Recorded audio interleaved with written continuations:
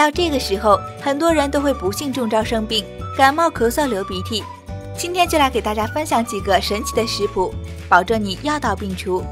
1. 白萝卜加蜂蜜水。做法是：把白萝卜洗净，切丝或者切成块，加入适量的蜂蜜，搅拌混合，放进无水无油的容器中，放置1天，直到汁水渗出就完成了。2. 蒸盐橙。橙子放入碗中，用筷子在肉上扎几个孔，撒上适量的食盐，把橙盖盖上，放入锅中蒸煮10分钟。出锅后把橙肉掏出，连熬好的汤一起趁热喝下。3. 大蒜冰糖水。做法是：大蒜去皮切成薄片，放置10到15分钟，锅内加1小碗清水煮开，加入大蒜片和冰糖，煮沸后调小火，加盖再煮10分钟就可以了。小伙伴们，你们记住了吗？